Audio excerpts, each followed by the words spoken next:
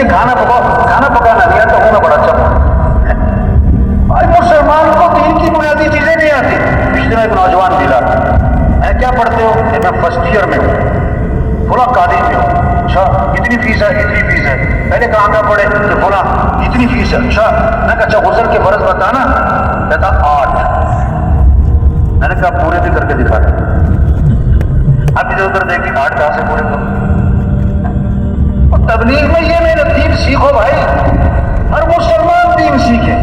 ایک جنازہ پڑھا, ایک افسر تھا, اس کا پوتا فوت ہوا 2 سال کا, تو جنازے میں سارے بڑے بڑے افسران تھے, بڑے بڑے افسران, بڑی بڑی گاڑیاں, 4 گن میں. میں نے کبھی آپ جنازہ پڑھنے آئے, چھوٹا بچہ ہے تو چھوٹے بچے کے جنازے کی دعا آتی ہے آپ کو؟ میں شرمندہ نہیں کر رہا, میں نے کہا احساس کر رہا, ہم مسلمان ہیں, دین سیکھو بھائی. ہمارا اللہ ہم سے کیا چاہتا ہے, ہمارے نبی پاک صلی اللہ علیہ وسلم کا طریقہ کیا ہے, آپ کی زندگی کیسی ہے. یہ تبلیغ میں محنت ہو رہی, دین سیکھنے کا شوق پیدا کیا جا رہا ہے. اسے کہتے ہیں گھروں میں تعلیم ہو, مسجدوں میں تعلیم ہو, ہر مسلمان تعلیم کے حلقوں میں بیٹھے تاکہ اس کے اندر شوق پیدا ہو, اعمال کے فضائل کو سنیں تاکہ شوق پیدا ہو, اعمال کا شوق پیدا ہو. آپ صلی اللہ علیہ وسلم نے فرمایا جو فرض نماز کے بعد آیت الکرسی پڑھے گا, اس کے اور جنت کے درمیان اس کی موت کا فاصلہ ہے, مرتے ہی سیدھا جنت میں جائے. واہ واہ, اب یہ شوق پیدا ہو جائے. آپ نے فرمایا جو فجر کی نماز کے بعد 7 مرتبہ پڑھے اللہم اجرنی من النار, اللہم اجرنی من النار, اللہم اجرنی من النار, اگر مغرب تک موت آ گئی اللہ جہنم کی آگ سے بچا لے گا. مغرب میں پڑھ لیا, فجر تک موت آ گئی, اللہ جہنم کی آگ سے بچا لے گا. کیسے عمل ہوتا ہے؟ آپ صلی اللہ علیہ وسلم نے فرمایا جو 12 رکعت سنت موقدہ پڑھے گا, 2 فجر سے پہلے, 4 ظہر سے پہلے, 2 ظہر کے بعد, 2 مغرب کے بعد, 2 عشاء کے بعد, یہ 12 رکعت سنت موقدہ جو پڑھے گا, آپ نے فرمایا اللہ جنت میں اس کے لیے مال تیار کر دے.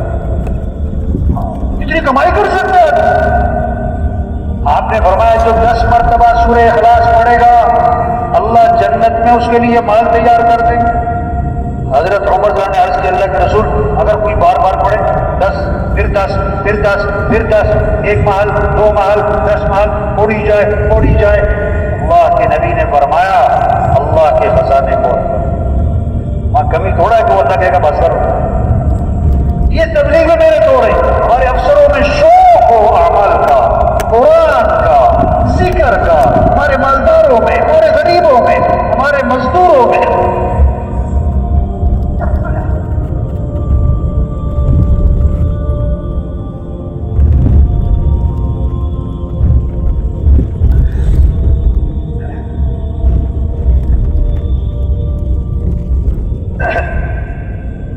اللہ نے انسان کو فطری طور پر لالچی بنایا ہے, جس چیز میں نفع نظر آئے گا توڑے گا. ہمیں شوق دلایا اعمال کا.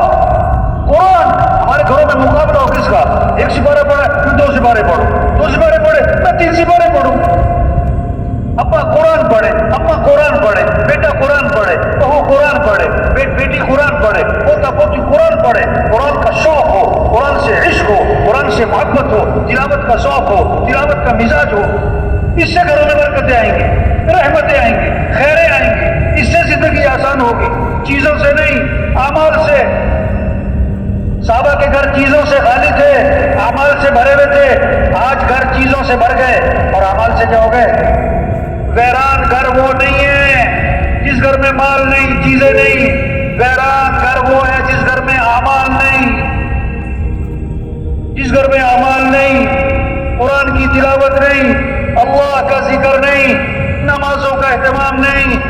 چاہے سونے چاندی سے بھرو, چاہے 10 کنال کا بنگلہ ہو, یہ ویران گھر ہے. اس گھر میں مصیبتیں, نحوستیں, پریشانیاں, دکھ اور غم آئیں گے. یہ محنت ہو رہی کہ گھروں کو آباد کرو اعمال سے, قرآن کی تلاوت سے, اللہ کے ذکر سے. سب کے ہاتھوں میں تسبیح, وہ بتوا 2 موبائل رکھے ہوئے, تسبیح نہیں رکھی ہوئی. 6 گھنٹے ہاتھ میں موبائل نظر آتا ہے, 10 منٹ کے لیے تسبیح نظر نہیں آتی. آج بچے کو بھی چپ کرانے کے لیے موبائل پکڑاتے ہیں, تسبیح نہیں پکڑاتے. کسی کو موبائل تحفے میں دو بڑا خوش ہوتا ہے، کسی کو تسبیح تحفے میں دو حیران ہو کے پوچھتے کیا ہوا تھا؟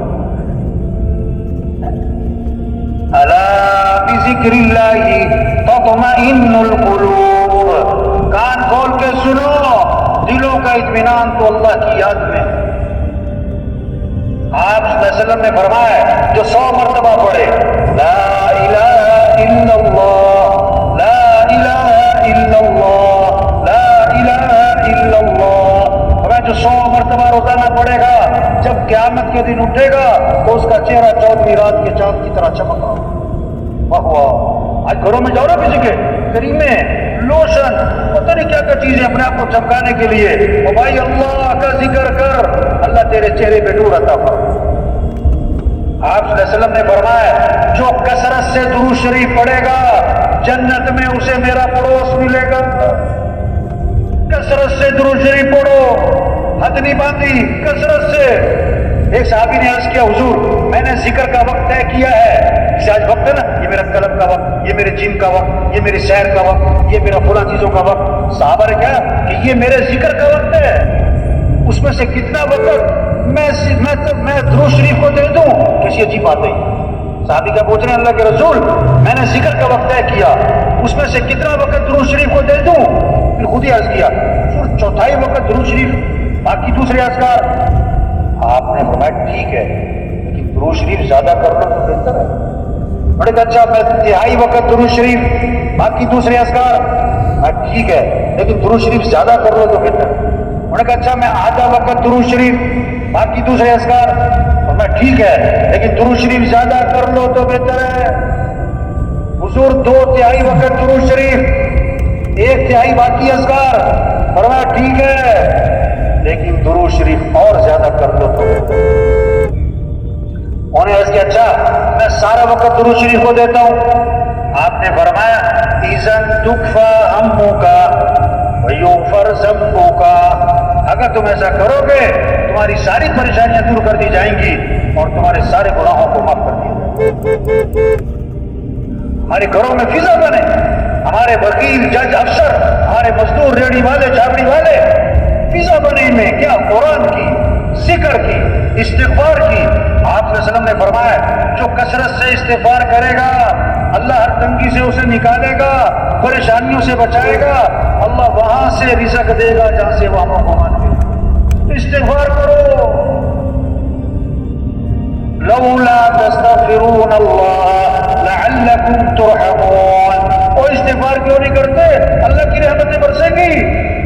وقلت استغفروا ربكم انه كان غفارا يرسل السماء عليكم مدرارا ويمددكم باموال وبنين ويجعل لكم جنات ويجعل لكم انهارا۔ استغفار پر اللہ گناہ بھی معاف کرے گا، اللہ بارشیں دے گا، اللہ مال بھی دے گا، اولاد بھی دے گا، نہروں میں برکت، باغات میں برکت، یہ اللہ کے وعدے ہیں۔ کس پر؟ استغفار پر۔